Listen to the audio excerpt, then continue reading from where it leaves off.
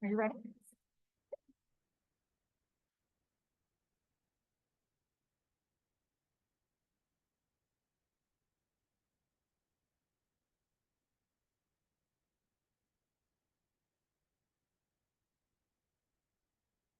Hello, everyone.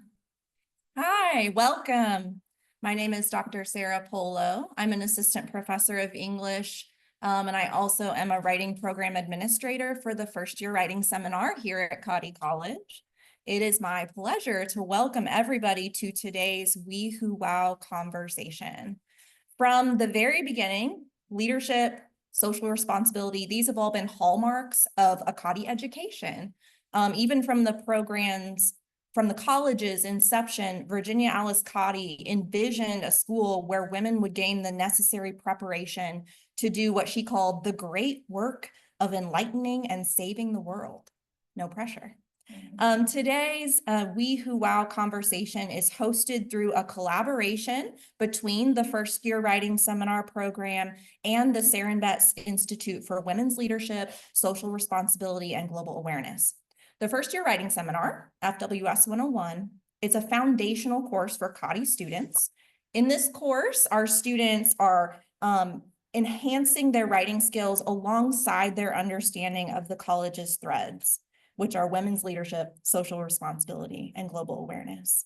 This signature first semester Cady course helps our students absorb the threads, become stronger writers, and begin their paths toward being more socially and globally aware leaders.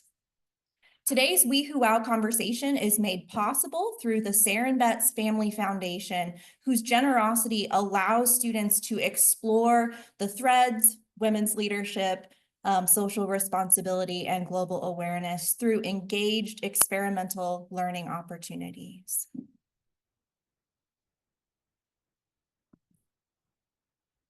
So over the next 45 minutes, we are joined by author and activist Vanessa Nakate. All of our first-year students in the audience will know Nakate as the author of Cady's 2024 Common Reader, A Bigger Picture, My Fight to Bring a New African Voice to the Climate Crisis. This book provides a clear example of effective leadership, which is the thread of this year's FWS 101 courses, a how-to for activism, and an important perspective from the Global South. We are thrilled to welcome Vanessa to campus today to share with our audience about her personal journey as a climate justice activist. So Vanessa is going to speak for about 20 to 30 minutes before we open up the conversation to questions from you, the audience. Audience members, as you're listening, please think of any questions that you want to ask. After Vanessa has delivered her opening remarks, we will open up to questions from you. So Vanessa, thank you so much for joining us for the We Who Wow conversation. We are so eager to hear from you today. Please share with our audience about your background and your personal journey as a climate justice activist. Thank you very much. It's such an honor to be speaking with all of you today. In 2022, I had the opportunity to visit Turkana County in the Horn of Africa, and that was in Kenya. This was a region that was experiencing the worst drought that it has seen in 40 years. And I got to visit a food program for UNICEF where the worst cases of malnutrition were being treated. Because of this drought, more than 20 million people were on the brink of starvation. I remember visiting a hospital where the worst cases of severe acute malnutrition were referred for treatment. And I met a young boy, his name Desmond. He was with his grandmother. He was in a situation that was referred to as a wasted situation. And this meant that there was no hope for his survival. And by the time the sun set that evening, Desmond had passed away. This is the reality of so many people on the front lines of the climate crisis. This is the reality of so many children on the front lines of climate disasters. And this is why I do the work that I do. My name is Vanessa Nakate. I am a climate justice activist from Uganda, a UNICEF Goodwill Ambassador, and the author of A Bigger Picture. I work with TAD Foundation to empower environmental leadership among African activists. And I've had the opportunity to work with different activists from different parts of the African continent. I do believe that every activist has a story to tell, and every story has a solution to give, and every solution has a life to change. The reality of climate change in my country, Uganda, is not something that is coming in the future. It is something that is happening right now. As climate disasters continue to impact communities, we are seeing loss of lives, destruction of livelihoods, property, sources of income, infrastructure, among others. We have seen these changes in certain parts of the country, such as in areas of Kasese, which have experienced heavy rainfall causing massive flooding. We've also seen this in the eastern parts of the country, causing landslides and massive flooding in areas of Bududa and Bundibujo. And recently, we saw another terrible impact of heavy rainfall in a region called Chitezi in Uganda, where people were buried by garbage slides that covered them because of the heavy rainfall. The climate impacts in my country are not something that we expect to come. These are things that people are already experiencing right now, and they're manifesting in the form of floods, in the form of droughts, in the form of landslides, distracting people's livelihoods and also leading to the loss of lives. And many times we see this as the primary impacts of climate disasters, but there is even much more that happens after the flood. There is much more that happens after the drought. And these are what I usually refer to as the secondary impacts of climate change. When climate disasters occur, people usually remember just the statistics. It's very easy to say 1,000 people died because of flooding. But when you think about those people beyond statistics, you realize how big of a number that is. In my country, an average high school has about 1,000 students. And that means that if 1,000 people die in a flood or a landslide or a cyclone, it means that is an entire high school wiped out by a climate disaster. This is why it's important to see climate change beyond statistics, to know that climate change is more than statistics. It is more than data points. It is really about the people. That when droughts occur, when floods occur, when cyclones occur, it is people that face these terrible impacts. It is people that are displaced because they lose their homes. It is students that may never go back to school because their schools have been destroyed by climate disasters. It is people that will never access their sources of income again, access food again, because their farms were destroyed. And this is what makes me define what secondary impacts of climate change are. It is the impact on education. It is the impact on our health systems. It is the impact on our infrastructure. It is the impact on children, girls, and women in different communities. I remember in 2019, I read an article that was talking about climate brides. I didn't understand what that was, so I decided to read more about it. And I got to learn that in certain communities, when climate disasters occur and families are left with nothing, they're left with poverty, they are forced to remove their children from school. And usually it is the girls that are removed from school. So we see girls dropping out of school as climate disasters increase. And even much worse, this article explained how the girls are given up for marriage as their parents expect a bride price. This article helped me see climate change beyond statistics. It helped me really understand how climate change can easily impact every aspect of an individual's life. That what the world may see as a drought or a flood could actually lead to school dropouts. It could actually lead to forced child marriages. It could actually lead to suffering of so many people.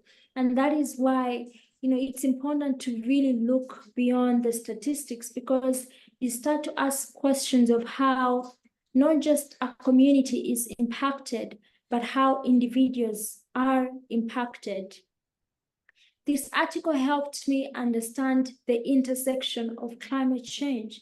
It helped me really see how climate change connects with almost every aspect of our lives. That if you are to talk about poverty eradication, you cannot have that discussion without talking about climate action, because climate disasters are keeping people in poverty traps, from passing from parents to children to grandchildren. And this continues in a cycle that never ends, because these disasters never end as well. It helped me really understand that you cannot talk about achieving zero hunger when climate disasters are leaving millions of people on the brink of starvation because of failed harvests, because of farms being destroyed, because of people not having access to food or access to clean water because of the dried water sources. It helped me see how climate change really connects with this, displacement, because as people are impacted by these disasters, they are forced to leave their homes and they're left stranded with nowhere to go. All they're trying to do is save their lives from the climate disasters. It helped me really see the bigger picture of the climate crisis.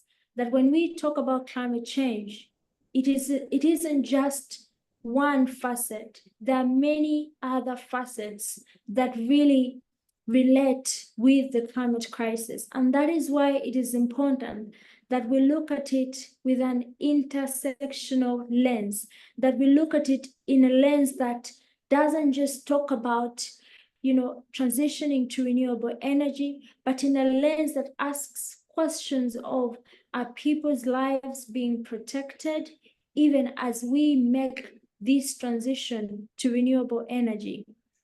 I could give an example. I do have a couple of friends from the DRC, and some of the challenges that they face are obviously associated with mining, and this mining relates to some of the critical minerals that are needed for the just transition.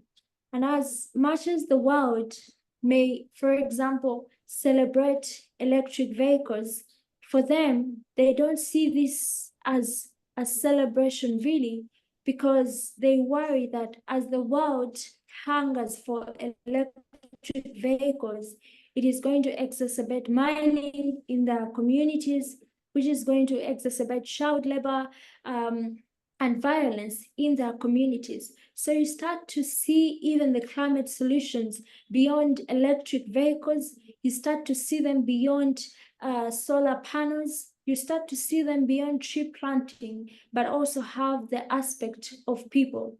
Because for me, if we are to talk about climate justice goes beyond ensuring that we have solar panels on our roofs, but it goes to the happiness and the well-being of the people and the planet, because the two go hand in hand. If we are, to achieve anything that is called climate justice. My work as an activist started in 2019. I remember learning about some of the impacts or challenges that I've already shared with you. And I say to myself that I need to do something about this. My background is business administration, so I did not have a lot of knowledge about climate issues, except for what I had learned in geography class. Like every student, they can easily define what climate change is, but they cannot relate it to what is actually happening in the world. And that was my story as well. When I read about these impacts, what I had learned in school, it helped me see not just the theory, of climate change, but to see the impact in communities. And that is when I decided to do something. And I was really inspired by the work of Greta Thunberg from Sweden. I also started to organize climate strikes in my country. It was quite different to organize climate strikes in my country because it wasn't easy for students to walk out of school like our colleagues in the Western countries. It wasn't very easy. So what we would do, we would go within schools and carry out climate strikes within schools, as we also do climate education. And that all started in 2019 after a few weeks of striking. I will not say that it was a very easy experience. Growing up, I was naturally a very shy person and very reserved as well. It was really hard for me to go to the street and hold a placard, especially with so many people on the road, in their cars, in the markets, watching me hold that placard. It wasn't a very easy experience. In fact, I got to learn about the climate strikes towards the end of 2018, but I was really scared to start. But I remember one day in 2019, in the first week of January, I remember it was a Saturday, and I just had this realization that I honestly cannot fully articulate in words. I just felt like I had to do something. It's like there was this force within me telling me to do it, even though I was scared. And that is when I made the decision to actually start the climate strikes. And I remember it was so strong in that it felt so urgent that I needed to start that week. But the climate strikes were happening every Friday, and it was already Saturday, so meaning that I had missed the climate strike for that week. But because of how urgent it was, I ended up doing my very first climate strike on a Sunday with my siblings and some of my cousins joining as well. And then for the following weeks, I started to do the strikes on Friday and also sometimes on Sunday. So it has been a really interesting journey for me, because when I actually started, I wanted to do this for a couple of months, about 7 months or more. I didn't plan to do it for a long time, but I think there was a much bigger responsibility for me to do this, even something that I could not explain myself, because I just saw myself continue to do the strikes. And 1 year was gone, 2 years were gone, and now it's coming to 6 years of activism. It has really been a journey of so many lessons, especially being from a business background. I've learned, in the workspace, it's usually called learning on the job. So I would say I've been someone who has learned on the job. I've really utilized a lot of online platforms to learn, but also I've learned from my colleagues who had gone ahead of me in the climate space. And I really learned from listening to their speeches. I remember listening to the speeches of Greta Thunberg many times. Those helped me a lot in understanding activism and also understanding the aspect of climate change and many other fellow activists at that time. So really, this has not been a journey whereby I have taught myself. Yes, there have been moments where I've done research and tried to learn certain things by myself, but I've also learned from the community of the climate movement. I've learned from speeches, I've learned from articles, I've learned from different people in this space, and I'm really grateful for them, because through that I have really got to admire and understand the power of working as a community, the power of working as a collective. I remember someone saying that we do not need individual heroes, we need collective heroes.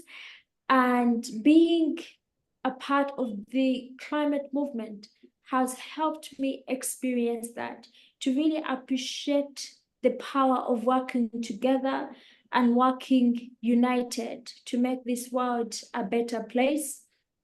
And I've been able to do this with fellow activists from different parts of the world.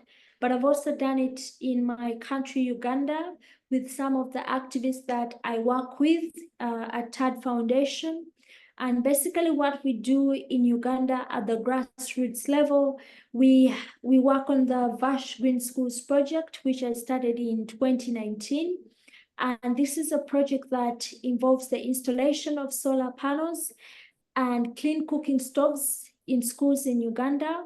And it was started to help schools reduce on the consumption of firewood, and in the process, reduce on the cutting down of trees, and also to provide electricity to the schools, especially in the rural areas. This project has so far reached 75 schools and impacting about 20,000 children. We hope to reach as many schools as possible with TAD Foundation. And also, we do organize educational workshops for environmental and climate education for activists in Uganda, but also we try to do virtual workshops for activists that are in other parts of Africa. As an organization, we also work to mobilize resources to support activists from Africa to attend major climate conferences. For example, the one that happened in Dubai last year and the one that will be happening this year in Azerbaijan. We hope to support a number of activists to go and share their stories and their experiences. Like I said in the beginning, that every activist has a story to tell, and every story has a solution to give, and every solution has a life to change. So that is the work that we do, and I really appreciate the grassroots work, because it's like that hope that feeds into the work that I am able to do on the global stage. Many times people ask me how I can still have hope to be able to participate on the global stage, even when sometimes the decisions that are made are very disappointing and promises are broken. And for me, it's the work that we do on the grassroots level to see that tangible impact in schools, to see that tangible impact among activists that receive the resources of environment and climate education. That really inspires me to do the work that I do on the global stage. It's like the balance to be able to see the impact on the grassroots level and also push for much bigger impact on the global stage. That is how I've been able to continue to do the work that I do. And I hope to continue to do this work. I will be starting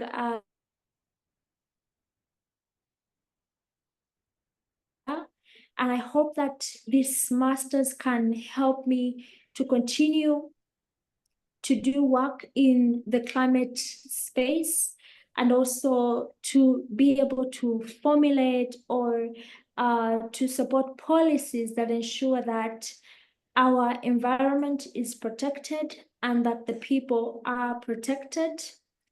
I cannot do this on my own. We cannot do it on our own as Tide Foundation or activists, in Africa. I think that everyone has a part to play in the fight for climate justice. It doesn't matter what you're doing.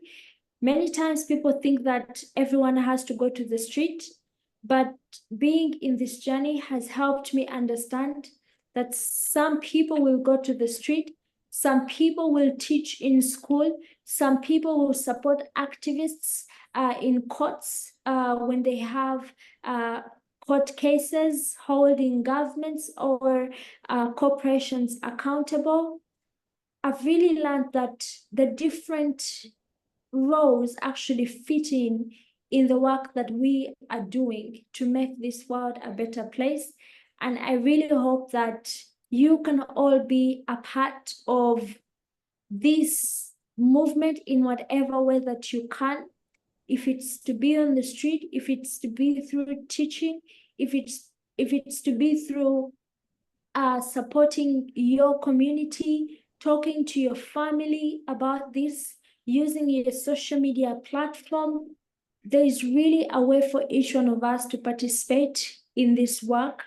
And I know that when we work together, when we work united, we not only transform our own lives, but also we transform the lives of the generations to come as well. Thank you very much.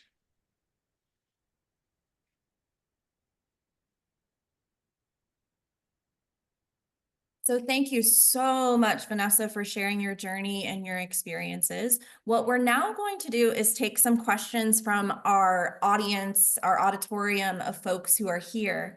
So we're going to try something a little, bear with us. We're going to try, if you have a question that you would like to ask and you are able to do so, you're welcome to come form a line on your left side here next to the stage, and we can take those one at a time. I'm certain we will not get to everyone's question, but we'll do the best we can. If anyone is unable to come forward and ask a question, but would still like to do so, if you would raise your hand and I'll attempt to come to you while other questions are being asked. So while we do that, I'll ask Vanessa the first question, which this was collected ahead of time from some of our students. And that question is, what qualities do you think an activist should have in order to be successful in advocating for change? What qualities should someone have? Well, thank you for that question. It's hard to really point out what specific qualities. I think it's the distinctions that we all have that actually make a much bigger impact. And like I shared towards the end, some people will bring different roles in the climate movement, but when we put all those together, they actually make a difference. I almost see it, like I see it like a puzzle. When you look at a puzzle, even if you fit all the pieces and just one piece is missing, that puzzle will never be complete. But when you look at the pieces of the puzzle individually, they are all shaped differently. And I see that as the different qualities that we all have. And I think that all those qualities feed into the bigger movement. I don't think that all of us will have the same qualities to make us better activists or in the work, better in the work that we do. But I think when we recognize the different strengths, the different distinctions, the different roles that we all carry, I think that is where our strengths really are as a movement.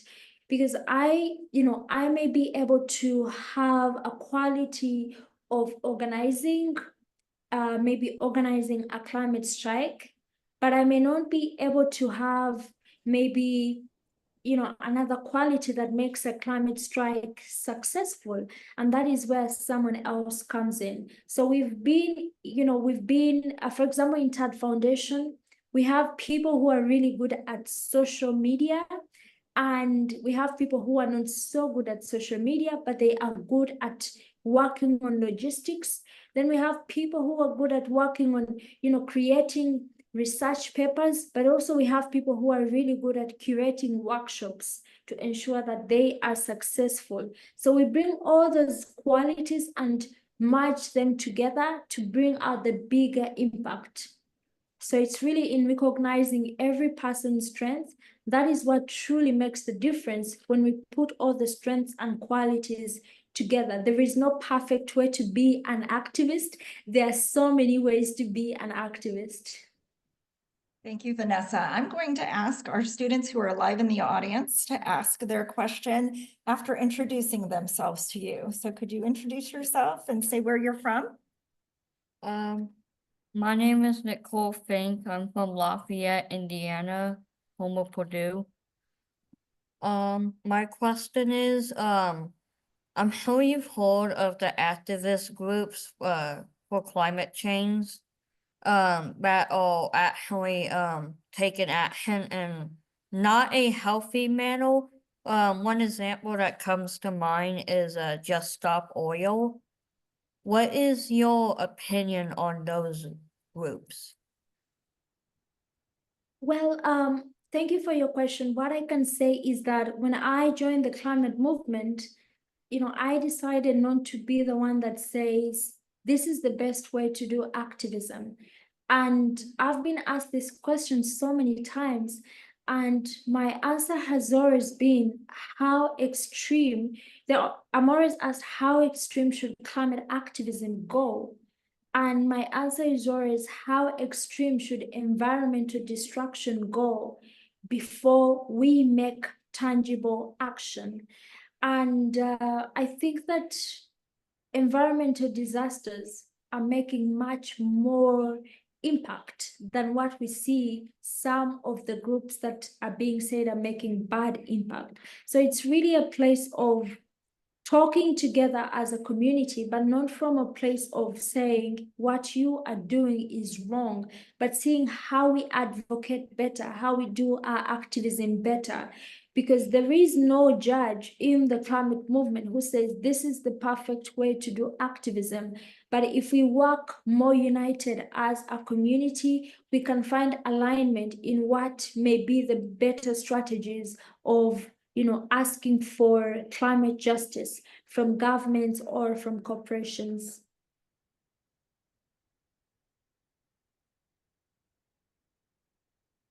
Thank you, Vanessa. I've gathered another question from the audience. This question comes from first-year student Vanessa Van Atta. And Vanessa would like to ask, Diana Van Atta, so sorry. Diana would like to ask, what has the reaction been among police in specific countries to different climate activism and strikes? Are there any specific incidents that you feel like we should be aware of? Are there things that you want us to know about police reactions? Yes, I can share from what I've seen in my country.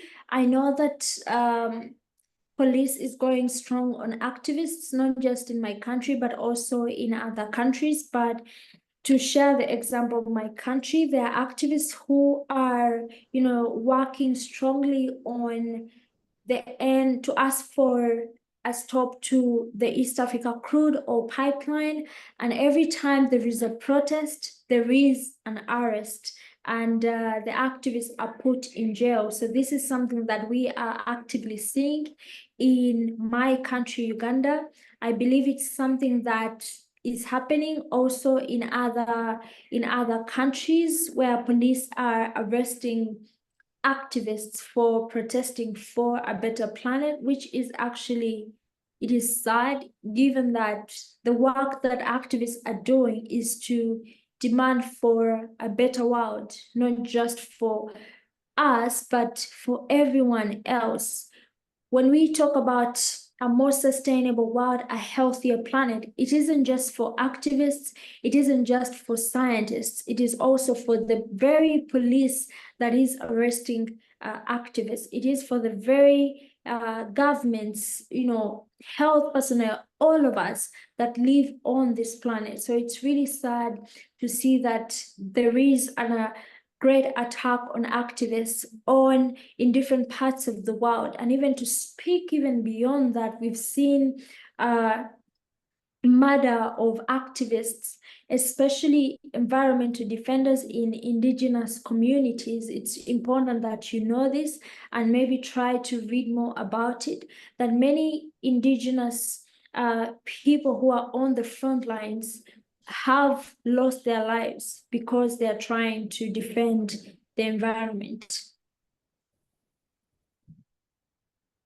I have one more audience gathered question, and then we have someone else who would like to come and speak with you face to face here to ask their question. But this question comes from Carly, who's from Dallas, Texas. Carly would like to reference something that we've read about in a bigger picture. You wrote that you drafted a letter to the president of Uganda, and that you ultimately decided not to send that particular letter. You instead, I think, read it on social media. And the student was wondering, if you were to write such a letter now, would you send it? Like, do you feel like in your, I guess in your journey as a climate activist, do you take different approaches? Would you send such a letter now? Yes, thank you for the question. When I started activism, I got to learn different ways of doing activism, not just going to the street. I learned about writing or signing petitions. I learned about writing letters.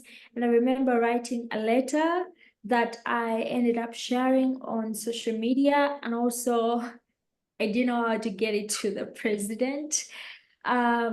So if I haven't been thinking about it right now, but if I were to write it, I think I was much younger in 2019.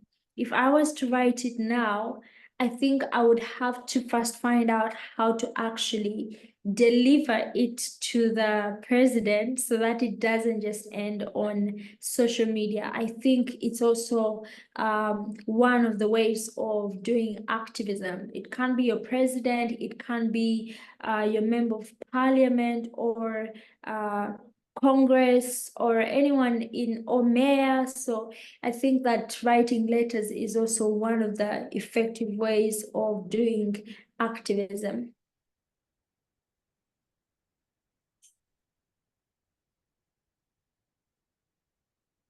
Hello, Ms. Vanessa. Thank you for joining us today.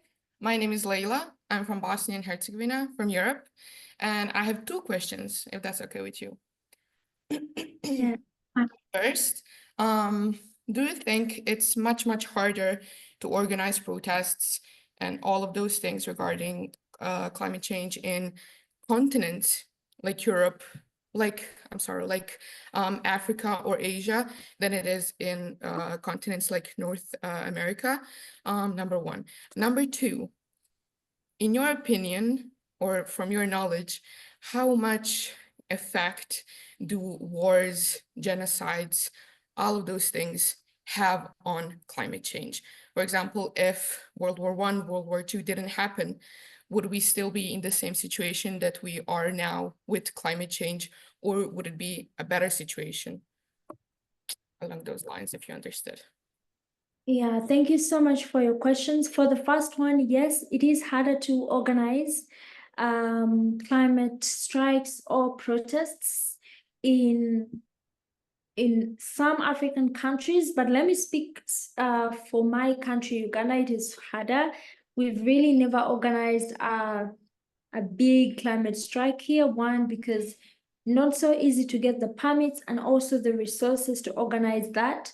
And also I talked about the issue of, going within the schools to do climate strikes within the schools, because it's not so easy for students to walk out of school because there is a way education is really upheld in our communities, because many parents sacrifice so much for their children to be able to go to school and also to finish school. It's almost like a privilege in a way. So there is that place of, no, I cannot skip school because my parent has worked so hard to ensure that I stay in school. So that was also another reason for not being able to organize bigger strikes. So yes, it is harder to organize, like I've shared about activists being arrested every time they protest in my country. And I think it cuts across some of the other African countries. I don't know so much about Asia,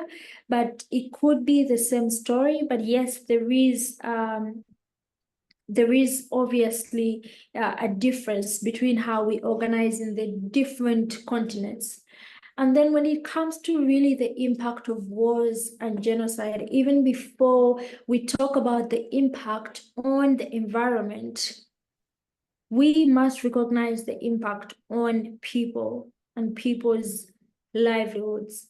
When we talk about climate change, we say climate change is leading to the loss of lives. It is leading to displacement of people. It is leading to destruction of of farms. It is leading to loss of livelihoods. It is leading to destruction of schools or destruction of health systems.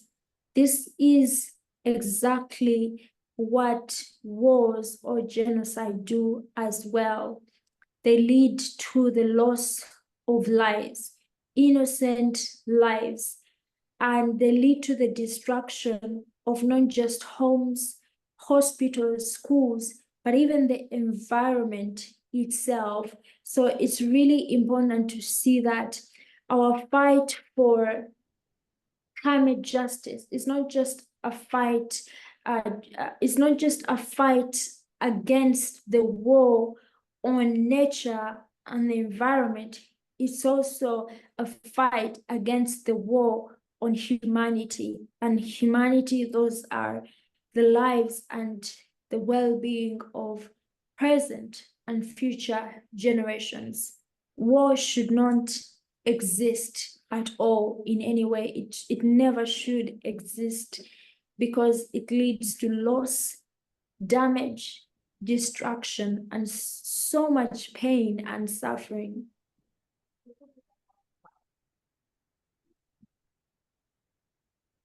Hi, Vanessa. It's nice to meet you. My name's Talia, and I'm South Sudanese.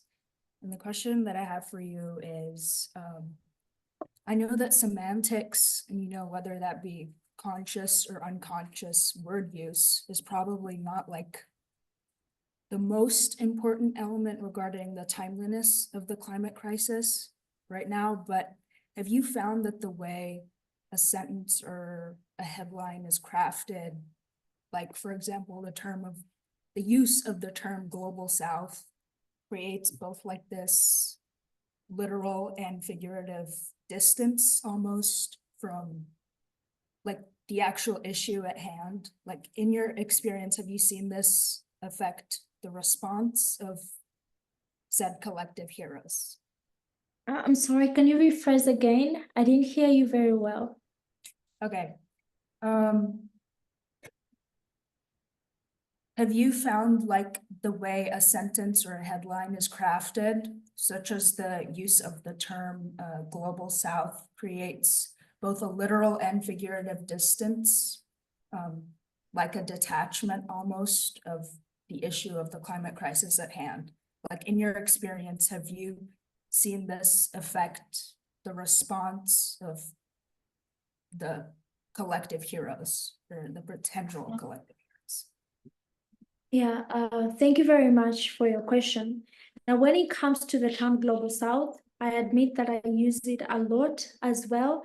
And the times when many of us use it, especially in the Global South, for example, it is to really put the understanding of how climate change impacts differ from what is happening in the global north and what is happening in the global south. And it's always to really explain the historical impact of many of the global north countries when it comes to the climate crisis.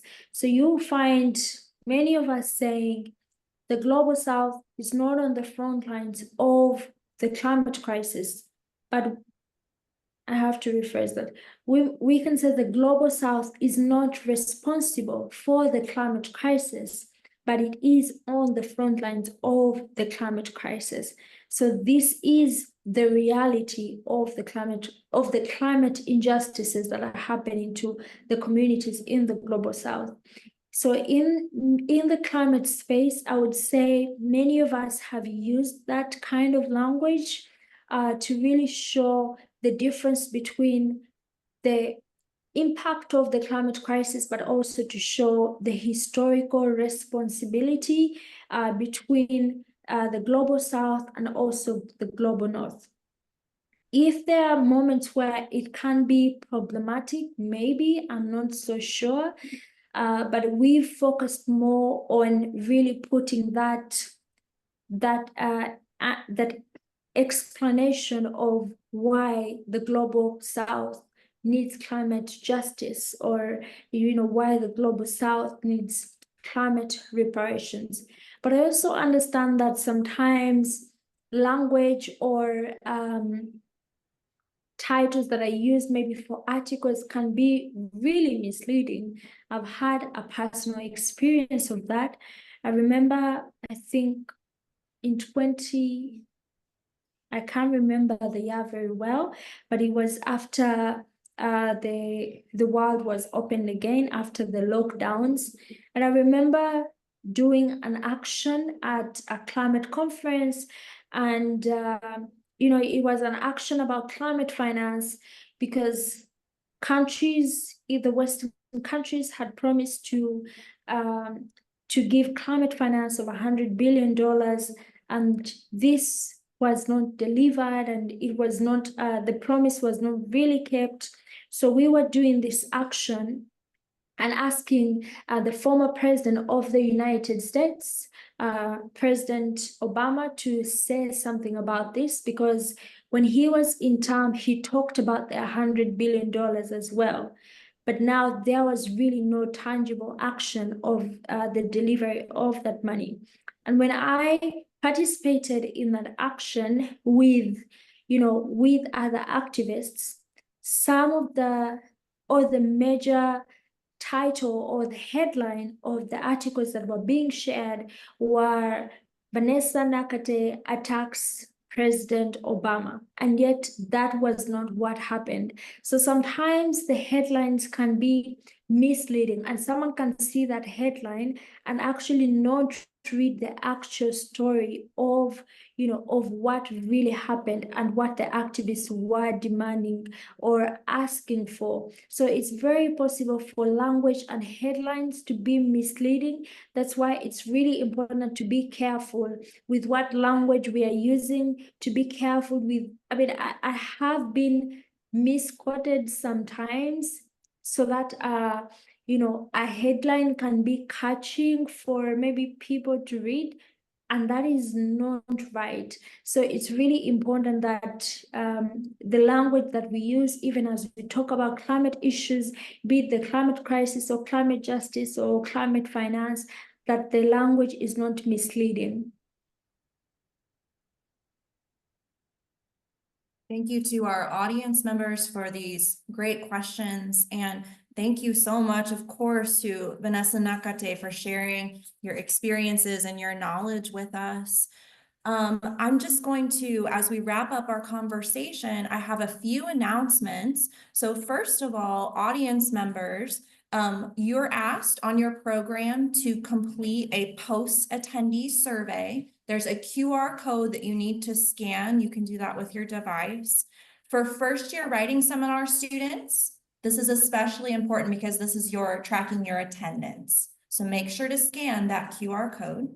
And second, I want to invite our live audience to a reception in the foyer after you've completed your survey. I hope you'll join us to continue this conversation. I think that as this event has shown, our communities and our worlds really are counting on all of us to raise our voices, roll up our sleeves, and you know, take action on issues that matter. And Kadi students, you are our next generation of We Who Wow. So finally, just a heartfelt thank you to author and activist Vanessa Nakate for joining us and sharing your inspiring stories and your advice for our future change makers. Thank you so much for your amazing work. Thank you very much. It was such an honor. And with that, we wrap things up. Thank you so much. Thank you. Bye. Know what all we need to do. Just, I think, shut us down. Thank you, Vanessa. Thank you.